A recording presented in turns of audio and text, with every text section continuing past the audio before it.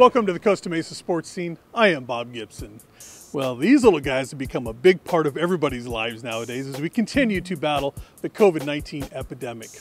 And it's going to take a lot more than these, though, to get us back to some form of normalcy, especially within the schools and with sports being played right here within the schools.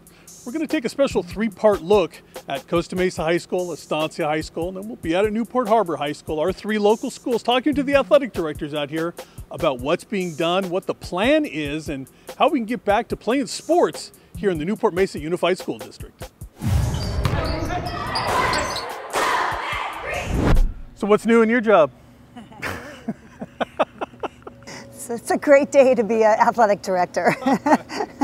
Obviously, when everything kind of hit last year and we knew everybody was either coming out of spring break or headed towards spring break at that point, and then everything got shut down at some point. What were the discussions you were having with your principal, people in the district office? What were the discussions that were going on just as far as the early stuff about how this would impact what you do on a daily basis? Well, I think in the beginning we weren't even expecting it to go this long. I think everyone was kind of like the unknown at that time. You know, we were told on March 13th we're going to be staying home for a while. We go, okay, we figured, a week or two, and then we would have spring break, and then after spring break we would come back. I mean, that was kind of what we were thinking the entire time. And then when that didn't happen, it was like, okay, now now what are we going to do? And we had to start thinking differently. And then when summer rolls around and here we are still not able to practice, and then all of a sudden things, I think, panic mode, I think, started setting in. And then coaches are, jumping at the bit. When can we practice? When can we see our kids? When can we get back out there on the fields and in the gym? And everything changed. Everything changed. We had just completed the winter season for the most part. For the most part, yeah. Obviously, the final basketball state playoffs were cut short. But spring, obviously, the spring season really didn't happen. I mean, a couple weeks into those seasons, and everything got shut down. I'm sure at some level it was a heartbreak for you to have to tell your coaches and your athletes, hey, you're not going to get a chance, especially for the seniors. You're not going to get a chance to complete your season. We were just starting the league season, and when everything shut down, I think they were in the same kind of thing. Oh, we'll be able to come back. And then when they found out they couldn't, and they realized this is not going to happen. It hit hard. I mean, we had tears. Parents were upset. Parents were blaming the world, blaming me. What can you do? I go, I'm right there with you. I have a son who's a senior in college. Same thing, playing baseball. His season was cut short. They were, so it was hard for everybody to get a grasp of what was actually happening. And I think once it finally settled in that it's not happening this year, this is not going to be it, I think people, moved on. But it's tough. It was tough. Those seniors, I just feel so bad for them. It wasn't just the sports aspect. It was no prom and no graduation and the whole experience of being a senior. It was tough. Are you making up rules here? Is the district coming up with the rules, or are you taking your cues from the state and what the governor has put down as well? The guidelines are coming from National Federation of High School Athletics. They were, we went through them. The whole district got together, all the ADs. We were working very closely with Kirk Bauermeister. He's been our liaison with the district and the board, and together all of us have come up with plans, general guidelines, and then sports specific then, what each team was going to do and how that was going to look. The biggest piece was the screening and making sure everybody was safe and everyone's wearing their mask and everyone's staying 6 feet apart and no more than 10 people in a pod, and gradually get to more and more. But I think we're all on the same page, and we're all following the state guidelines, district guidelines. The southern section came down with their schedule and the kind of their guidelines as well. 2 seasons. 2 seasons. And a couple things got switched around. Volleyball, boys volleyball is going to be moved to the top with girls volleyball. We're going to try to group.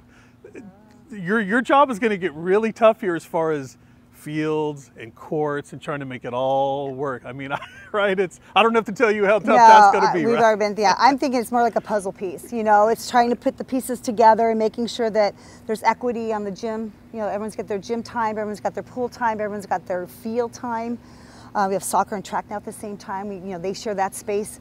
It's going to be a puzzle piece, but I want to make sure that everybody gets what they need. And our coaches are going to be great. They're on the same page. we're going to work it out together. They're going to figure it out. We'll get it there. It's just going to be making sure all the pieces fit. I think the biggest part, or the hardest part, I think, is going to be for the kids. They're going to have to choose now. We have some kids that, you know, the seasons are together at the same time now, so there's going to be some choices they're going to have to make. Our league is trying to make it so games are Tuesdays and Thursdays for some sports, maybe Wednesday, Friday for other sports. So if they can work it out, where you can do 2 sports at the same time, you know, coaches will have to work with the kids, and the kids are going to have to see if they can do it. Some sports seem like no-brainers. Tennis, we can distance. Golf, we can ride. So some of these sports, you don't have to worry as much about. Basketball's up close. Football's very up close. Wrestling. Wrestling right here, seems yeah. like that could be a nightmare, right? A stunt. Yeah. Stunt. Everybody's, catching you. So some of these things are going to be easier to mitigate than others, right? Right. And that goes back to the protocol and the guidelines. The coaches are aware of what can and can't happen in their different sports and the different levels and stages that they're going to have to go through. So they're going to be creative. They're going to have to come up with creative practice plans and maybe so practicing everybody for 2 hours, they're going to be an hour with you guys, an hour with this group, an hour with that group. So they're going to be putting in more time. Yeah. They're going to definitely be putting in more time to make sure that all the kids get what they need. My final question for you, what did you learn from what happened at the end of last year that you're able to apply now to this year that's going to make it, I don't want to use the word easier because nothing's going to be easy about this, but that's going to help, I guess, get us to a point where we can have sports back here? I think being more proactive with not only just the COVID thing, but with flu and everything else that comes about. I think coaches are going to have better practice plans. I think they're going to be in a position now where they're going to be a little more aware of different things going on around the kids' lives. It's not just sports, but their mental and physical and social stability is going to be becoming a different task, I think, than what they've seen in the past.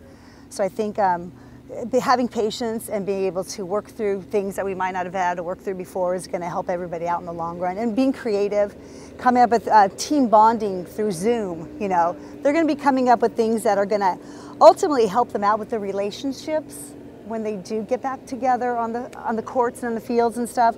So everything that they're doing now at this time through the COVID crisis is going to make them a better coach and make the teams, I think, tighter because of what they're going to be working through together. Right. I mean, 2 years from now, they're going to say, yeah, remember when we did our Zoom practices? They're going to be, this is me, I hate to say this, but there's going to be memories that they're going to make, good or bad. They're going to have special memories that other people are not going to know what they're talking about.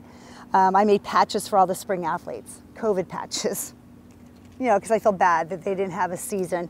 Corey Johnson, our cheer coach, her and her daughter helped design them, and we gave patches to all the spring athletes.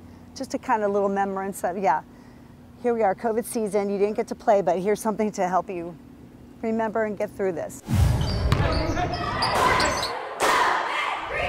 A lot of things to consider before we can get back to competition within our local schools. Don't forget to wear your mask. I'm Bob Gibson for the Costa Mesa Sports Scene.